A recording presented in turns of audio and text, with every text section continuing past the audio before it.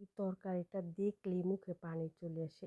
এত মজা হয়, এত মজা হয়। এটা হচ্ছে শোল মাছ। তো ছোট ছোট করে কেটে নিয়েছি। একটা টমেটো দিয়েছি, ৩-৪টা পেঁয়াজ দিয়েছি। এটা এখন মশলা দিয়ে ভালো করে মেখে আমি রেখে দেবো আধা ঘন্টা রেস্টে। তো ওই যে আমি এটাতে বাটা মশলা দিয়েছি, আদা বাটা, রসুন বাটা, পেঁয়াজ বাটা, কাঁচা লঙ্কা বাটা দিয়ে দিয়েছি, হলুদের গুঁড়া, মরিচের গুঁড়া, ধনিয়ার গুঁড়া, জিরার গুঁড়া দিয়ে ভালো করে লবণ দিয়ে মেখে রেখে দেবো। তারপর কড়াইয়ে তেল গরম করে আমি এটাকে ভেজে নেব। এই যে সুন্দর করে ভেজে একদম তেল ওঠা পর্যন্ত ভাজবো। তারপর এটাতে আমি পানি দেব।